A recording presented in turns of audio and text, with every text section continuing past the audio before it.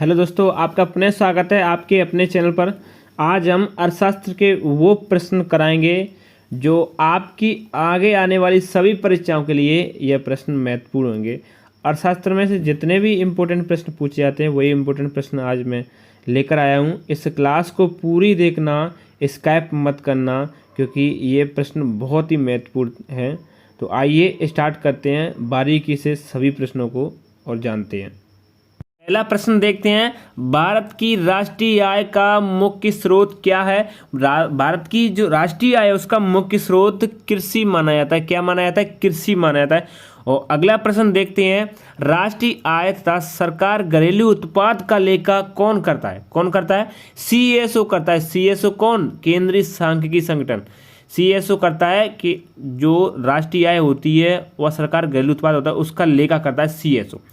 अगला प्रश्न देखते हैं, तीसरा प्रश्न क्या है कि केंद्रीय सांख्यिकी संगठन सीएसओ की स्थापना कब हुई? 2 मई, या मई कर लेना, 2 मई 1951 में हुई थी केंद्रीय सांख्यिकी संगठन सीएसओ की। थोड़ा फास्ट चलेंगे क्योंकि 100 इम्पोर्टेंट प्रश्न है, ये बहुत इंपॉर्टेंट प्रश्न है, इस क्लास को पूरा देखना। अगला प्रश्न देखते हैं, चौथा, भारत में जीडीपी में सर्वाधिक योगदान किसका है? किसका है यानी किस राज्य का है? यहाँ राज्य पूछा है तो राज्य महाराष्ट्र का होगा। भारत में जीडीपी में सर्वाधिक योगदान देने वाला राज्य है वो महाराष्ट्र है। कौन सा? महाराष्ट्र है। अगला प्रश्न, राष्ट्रीय आय में सर्वाधिक योगदान है किसका? तृतीय क्षेत्र का है। किस क्षेत्र का है? तृतीय क्षेत्र का राष्ट्रीय आय में सर्वाधिक योगदान है। इसके बाद प्रश्न देखते हैं, छठवां, भारत में गरीबी का मापन का आधार क्या है? न्यूनतम कैलोरी उपभोग के मौद्रिक मान है। भारत में गरीबी मापन का आधार है न्यूनतम कैलोरी उपभोग के मौद्रिक मान। और सातवां प्रश्न क्या है? यह पूछा जा रहा है कि गरीबी का आकलन भारत में किया जाता है कौन से फॉर्मूले? लकड़वाला फॉर्मूले के आधार पर किया जाता है भारत में गरीबी का आकलन। आठवां प्रश्न है, अंत्योदय कार्यक्रम का उद्देश्य है क्या है? अंत्योदय जो योजना या कार्यक्रम का उद्देश्य क्या है? इसका उद्देश्य है गरीबों में सबसे गरीब की सहायता करना। क्या उद्देश्य है इसका? गरीबों में सबसे गरीब की सहायता करना है इसका उद्देश्य। नवा प्रश्न, अंत्योदय कार्यक्रम सर्वप्रथम प्रारंभ किस राज्य में हुआ? तो ये राजस्थान में हुआ था। किस राज्य में हुआ दोस्तों? राजस्थान में हुआ। अगला प्रश्न देखते हैं, अगला प्रश्न क्या है? भारत में बेरोजगारी संबंधित आंकड़े कौन तैयार करता है? तो ये करता है एनएसएसओ, यानी राष्ट्रीय प्रतिदर्श सर्वेक्षण एनएसएसओ करता है बेरोजगारी संबंधित आंकड़े। 11 वाला प्रश्न क्या है कि भारत के कृषि क्षेत्र में पाई जाने वाली बेरोजगारी कौन सी बेरोजगारी है? तो ये अदृश्य प्रच्छन्न बेरोजगारी है जो कि कृषि क्षेत्र में पाई जाती है। 12 वाला प्रश्न क्या है कि भारत में बेरोजगारी का स्वरूप है कैसा है? संरचनात्मक है। भारत में बेरोजगारी का जो स्वरूप है वो संरचनात्मक है। अगला प्रश्न देखते हैं, 13 वाला प्रश्न अर्थशास्त्र का जनक ही पूछ लिया। किससे कहते हैं? तो एडम स्मिथ को कहते हैं अर्थशास्त्र का जनक। और 14 वाला प्रश्न, मिश्रित अर्थव्यवस्था को अपनाने वाला विश्व का पहला देश, या मिश्रित अर्थव्यवस्था को जिसने अपनाया वो देश था फ्रांस। पहला देश फ्रांस था। अगला प्रश्न देखते हैं 15 वाला प्रश्न क्या है कि भारत में अर्थव्यवस्था है कैसी अर्थव्यवस्था? ये प्रश्न पूछा जा रहा है। तो मिश्रित अर्थव्यवस्था है। इस अवस्था का प्रारंभ 1948 में हुआ, इतना आपको याद करना है। भारत में मिश्रित अर्थव्यवस्था है वह इसका प्रारंभ 1948 में हुआ। 16 वाला प्रश्न, मानव विकास रिपोर्ट जारी करता है कौन करता है? तो ये करता है संयुक्त राष्ट्र विकास कार्यक्रम यूएनडीपी मानव विकास रिपोर्ट जारी करता है जो कि 1990 से। अगला प्रश्न है 17 वाला प्रश्न क्या पूछा जा रहा है कि भारत की पहली मानव विकास रिपोर्ट कब जारी की गई थी? तो ये अप्रैल 2002 में की गई थी पहली मानव विकास रिपोर्ट भारत की 2002 में। 18 वाला प्रश्न कि राज्य स्तरीय मानव विकास रिपोर्ट जारी करने वाला भारत का पहला राज्य कौन सा है? तो मध्य प्रदेश, एमपी है, यानी राज्य स्तरीय मानव विकास रिपोर्ट जारी करने वाला एमपी। 19 वाला प्रश्न देखते हैं। 19 वाला प्रश्न है कि सर्वप्रथम राष्ट्रीय आय का आकलन कब किया गया? तो 1868 में दादा भाई नौरोजी द्वारा किया गया था राष्ट्रीय आय का आकलन सर्वप्रथम। 20वां प्रश्न, राष्ट्रीय आय समिति का गठन कब किया? तो अगस्त 1949 में किया राष्ट्रीय आय समिति का गठन। 21 वाला प्रश्न क्या है? राष्ट्रीय आय समिति ने अपनी पहली रिपोर्ट कब पेश की थी? 1951 में की थी राष्ट्रीय आय समिति ने अपनी पहली रिपोर्ट। 22वां प्रश्न देखते हैं। 22 वाला प्रश्न है, राष्ट्रीय आय का सर्वश्रेष्ठ मापक है साधन लागत पर शुद्ध राष्ट्रीय उत्पाद एनएनपी है। राष्ट्रीय आय का सर्वश्रेष्ठ जो मापक माना जाता है वो एनएनपी माना जाता है। एनएनपी यानी साधन लागत पर शुद्ध राष्ट्रीय उत्पाद। और 23वां वित्तीय वर्ष की अवधि 1 अप्रैल से 31 मार्च तक है वित्तीय वर्ष की अवधि। और 24वां प्रश्न है कि प्रथम वित्त आयोग का गठन कब किया? तो ये 1951 में हुआ था प्रथम वित्त आयोग का गठन। और 25 वाला प्रश्न है, वित्त आयोग का गठन होता है, यहाँ प्रश्न क्या है? वित्त आयोग का गठन होता है राष्ट्रपति द्वारा अनुच्छेद 280 के तहत। वित्त आयोग का गठन राष्ट्रपति द्वारा आर्टिकल 280 के तहत 280 के तहत। अगला है 26वां, वित्त आयोग के अध्यक्ष की नियुक्ति कौन करता है? तो यहाँ सबको पता होगा राष्ट्रपति ही करता है, ये तो ध्यान रखना है। और 27 वाला प्रश्न है कि 14वें वित्त आयोग का गठन कब हुआ? तो 2012 में इसके अध्यक्ष YV रेड्डी थे, इसका गठन हुआ 2012 में। 28 वाला प्रश्न देखते हैं। 28 वाला प्रश्न है कि योजना आयोग का गठन कब किया गया? तो 15 मार्च 1950 को हुआ था। इसका प्रस्ताव किया किसने? जॉन मथाई ने किया था योजना आयोग का प्रस्ताव 1950, 15 मार्च 1950। 29वां प्रश्न, योजना आयोग की प्रथम अध्यक्ष उपाध्यक्ष कौन थे? तो योजना आयोग की जो प्रथम अध्यक्ष व उपाध्यक्ष की बात करें तो इसके थे पंडित जवाहरलाल नेहरू जो कि अध्यक्ष थे, उपाध्यक्ष थे गुलजारी लाल नंदा। 30वां प्रश्न है कि योजना आयोग का अध्यक्ष कौन होता है? तो प्रधानमंत्री ही होते हैं योजना आयोग का अध्यक्ष। और अब देखते हैं 31 वाला प्रश्न, बहुत ही कम समय में 100 प्रश्न इतिहास के अर्थशास्त्र के 100 प्रश्न, बहुत वेरी मोस्ट। 31वां प्रश्न है कि राष्ट्रीय विकास परिषद NDC का गठन कब हुआ? 6 अगस्त 1952 को हुआ राष्ट्रीय विकास परिषद का गठन।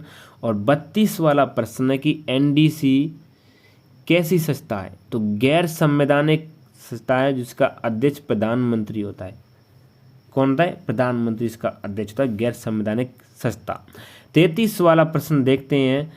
सभी प्रश्न बहुत महत्वपूर्ण प्रश्न है, सभी प्रश्नों को बारीकी से देखें।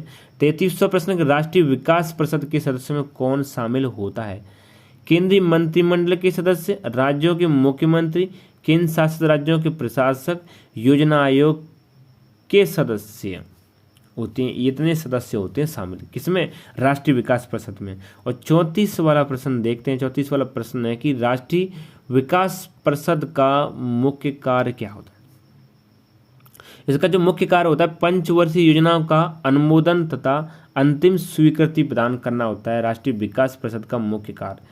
35 वाला प्रश्न है कि गांधी योजना को तैयार किसने किया? श्री मन्नारायण ने 1944 में किया था गांधी योजना को तैयार। और 36 वाला प्रश्न देखते हैं, वेरी मोस्ट कह सकते हैं कि मुंबई प्लान या बम्बई प्लान 15 वर्षीय योजना कब लागू हुई? 1944 में 8 उद्योगपतियों द्वारा शुरू की गई। और 37वां प्रश्न है कि जन योजना निर्मित कब की गई? श्री MN राय द्वारा अप्रैल 1945 में की गई जन योजना निर्मित। 38 वाला प्रश्न है कि आर्थिक नियोजन को सर्वप्रथम किस देश ने अपनाया? तो ये फ्रांस ने ही अपनाया था आर्थिक नियोजन को। और 39 वाला प्रश्न देखते हैं। 39 वाला प्रश्न है कि नियोजित आर्थिक विकास का शुभारंभ कब हुआ? 1951 में हुआ था नियोजित आर्थिक विकास का शुभारंभ। और 40वां प्रश्न, राष्ट्रीय योजना समिति की स्थापना कब हुई? तो ये 1938 में हुई। इस समिति की रिपोर्ट 1949 में प्रकाशित हुई थी। 41 वाला प्रश्न, भारत में पंचवर्षीय योजना कहाँ से प्रेरित है? तो रूस से, कहाँ से है, रूस से है। भारत में पंचवर्षीय योजना प्रेरित है। अब देखते हैं 42 वाला प्रश्न क्या है कि प्रथम पंचवर्षीय योजना किस पर आधारित थी। ये तो वेरी मोस्ट हेराड-डोमर मॉडल पे थी, याद कर लेना, हेराड-डोमर मॉडल। और 43 वाला प्रश्न, प्रथम पंचवर्षीय योजना में किस पर बल दिया गया था, किस पर, कृषि पर दिया गया प्रथम पंचवर्षीय योजना। अब यहाँ पर योजना आएंगी, उनको देखते हैं। दूसरी योजना यानी द्वितीय पंचवर्षीय योजना किस पर आधारित थी, पीसी महालनोबिस के मॉडल पर। और द्वितीय पंचवर्षीय योजना में किस पर बल दिया गया, भारी एवं आधारभूत उद्योगों पर दिया गया था दूसरी पंचवर्षीय योजना में। और प्रथम पंचवर्षीय कृषि पे दिया गया, प्रथम में किस पे दिया गया था, कृषि पे। अब देखते हैं 40 वाला प्रश्न कौन सा है। 40 वाला प्रश्न है कि राउरकेला उड़ीसा, जो कि उड़ीसा में, और भिलाई छत्तीसगढ़ में, व दुर्गापुर पश्चिम बंगाल में, इन जो कारखाने थे ना, इनकी स्थापना कौन सी योजना में की गई। तो द्वितीय पंचवर्षीय योजना में, याद कर रखना, बहुत बड़ी वेरी मोस्ट है, ये आते हैं, दूसरी योजना में की गई थी। और 47 वाला प्रश्न है कि तृतीय पंचवर्षीय योजना किस पर आधारित है थी। तो डोमर समृद्धि मॉडल पर थी, किस पर, डोमर समृद्धि मॉडल पर। और 48 वाला प्रश्न है कि तृतीय योजना में किसको प्राथमिकता दी गई, अर्थव्यवस्था को स्वावलंबी एवं स्वयं स्फूर्त बनाने को की दी गई। इसकी प्रार्थना किसको दी गई, अर्थव्यवस्था को स्वावलंबी बनाओ एवं स्फूर्त बनाने को। 49 वाला प्रश्न, 3 वार्षिक योजना का काल क्या था, 1966 से 1969 तक था 3 वार्षिक योजनाओं का काल। और 50 वाला प्रश्न है, हरित क्रांति एवं बोकारो स्टील प्लांट 1968 की शुरुआत कब हुई थी, योजना अवकाश में हुई थी, योजना अवकाश में हुई थी हरित क्रांति एवं बोकारो स्टील प्लांट। 51वां प्रश्न है कि चतुर्थ पंचवर्षीय योजना की रूपरेखा किसने तैयार की थी, DR गौडगिल ने की थी, चतुर्थ पंचवर्षीय योजना की रूपरेखा। और 52 वाला प्रश्न है कि चतुर्थ योजना का मुख्य उद्देश्य स्थिरता के साथ विकास करना है, चतुर्थ योजना का। और अगला पांचवी पंचवर्षीय योजना की रूपरेखा किसने तैयार की, DP धर ने की थी 5वीं योजना। और इसका मुख्य उद्देश्य क्या है वो भी जान लेते हैं 5वीं का। तो पंचवर्षीय योजना का मुख्य उद्देश्य गरीबों का उन्मूलन एवं आत्मनिर्भरता। इन सभी योजनाओं के मुख्य उद्देश्य जरूर याद करना, यही पूछ लिए जाते हैं। 55वां, इंदिरा गांधी ने गरीबी हटाओ का नारा कौन सी पंचवर्षीय योजना में दिया, 5वीं, कौन सी में, 5वीं में दिया था इंदिरा गांधी ने। ये तो बहुत ज़्यादा इंपॉर्टेंट है। अब देखते हैं इसके बाद 56 वाला प्रश्न क्या है कि काम के बदले अनाज कार्यक्रम 1978 की शुरुआत कब हुई, 5वीं में। ज़्यादातर तो 5वीं में बहुत से कार्य हुए थे। 57वां प्रश्न कि 1974 में राष्ट्रीय न्यूनतम आवश्यकता कार्यक्रम कब लागू हुआ, 5वीं योजना में। यानी जितने भी कार्यक्रम ज़्यादातर हुए थे वो 5वीं में ज़्यादा हुए, याद कर लेना। अब देखते हैं 58 वाला प्रश्न क्या है, अनवरत योजना का काल है 1978 से 1980। ये योजना गांधीवादी मॉडल पर आधारित थी। और 59 वाला प्रश्न, इंदिरा आवास योजना 1985-86 तथा जवाहर रोजगार योजना 28 अप्रैल 1989 का प्रारंभ हुआ था, ये 7वीं में हुआ था। इंदिरा आवास योजना 7वीं योजना में हुआ था। 60 वाला प्रश्न देखते हैं। 60 वाला प्रश्न क्या है, 60 वाला प्रश्न है कि 8वीं योजना का मुख्य उद्देश्य। तो इसका मुख्य उद्देश्य मानव संसाधन का विकास था। ये योजना अब तक की सर्वाधिक सफल योजना थी। 61 वाला प्रश्न, महिला संबंधी योजना 2 अक्टूबर 1993 को किस योजना में प्रारंभ हुई। तो किस में हुई थी महिला संबंधी योजना, ये हुई थी 8वीं योजना में, 8वीं योजना काल में। अब देखते हैं 62 वाला प्रश्न, प्रधानमंत्री रोजगार योजना की शुरुआत 15 अगस्त 1993 को हुई थी, प्रधानमंत्री रोजगार योजना की शुरुआत।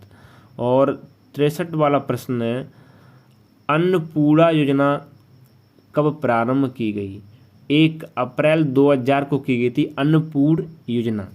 और 64 वाला प्रश्न, 20 सूत्री कार्यक्रम की शुरुआत 1974 से 75 में हुई थी, 20 सूत्री कार्यक्रम और अन्नपूर्णा 2000 में। और 65 वाला प्रश्न है कि राष्ट्रीय ग्रामीण रोजगार की शुरुआत 25 सितंबर 2001 को। ये सभी की सभी बहुत महत्वपूर्ण, इनको याद करना। एक और प्रश्न है, अन्नपूर्ण 2000 में, 20 सूत्री 1974-75, राष्ट्रीय ग्रामीण 2001 में। और 66 वाला प्रश्न देखते हैं। 66 वाला प्रश्न है, यहाँ 20 सूत्री हो गया और राष्ट्रीय ग्रामीण हो गया। अब 66 वाला प्रश्न देखते हैं। 66 वाला प्रश्न कि महात्मा गांधी राष्ट्रीय ग्रामीण रोजगार गारंटी अधिनियम की बात करें तो 2 अक्टूबर 2009 को प्रारंभ हुआ था महात्मा गांधी राष्ट्रीय ग्रामीण रोजगार गारंटी अधिनियम। और 67 वाला है कि सर्व शिक्षा अभियान, ये तो वेरी वेरी मोस्ट है, तो जो 2001 में किया गया था सर्व शिक्षा अभियान शुरुआत।